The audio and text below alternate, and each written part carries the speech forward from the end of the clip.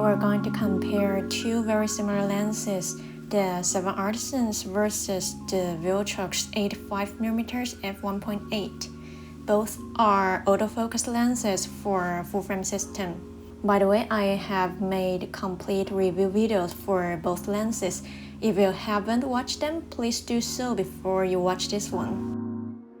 Let's look at the specs before we delve into the side-by-side comparison. The 7artisans lens is not only 50 grams lighter than the Viltrox lens, it's also got more function buttons, and it's $100 less expensive as well. So unless the Viltrox lens has better optical performance, we can easily choose between these two.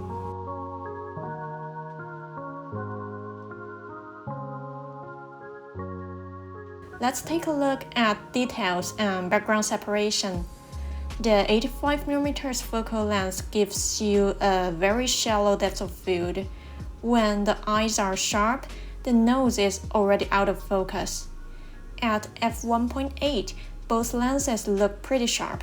I can't definitively say which one is sharper, and the contrast is very well rendered too.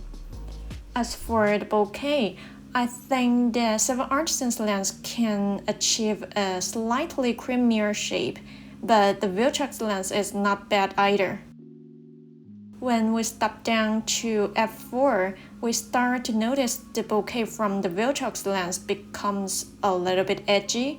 You can see the shape of the blades, while those from the 7artisans lens still look round and smooth.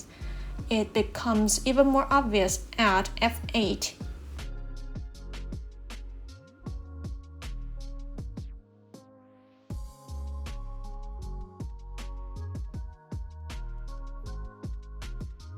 I also noticed that when the settings are exactly the same, the images from the 7artisans lens seem brighter than those from the Viltrox lens. So the former is supposed to have slightly better low light performance.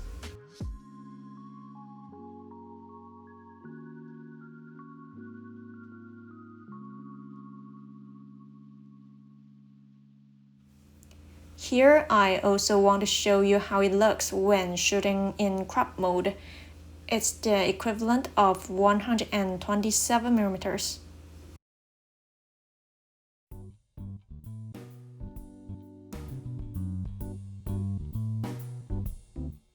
Let's test autofocus as well. I set both AF transition speed and shift sensitivity to 5.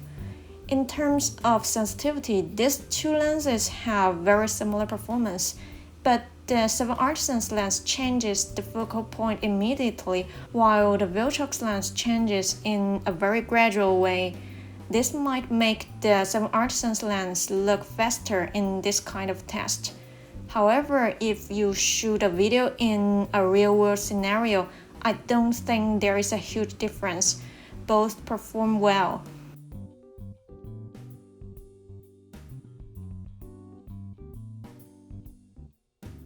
The focus is very quiet. In this example, you can only hear the environmental noise.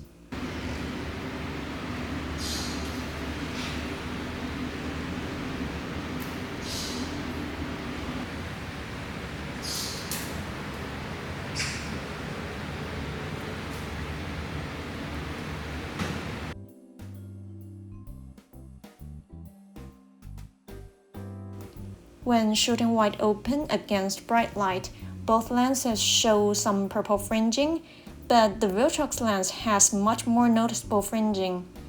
As for flaring, both lenses show obvious lens flare, but personally, I found the one from 7artisans more pleasing to the eye.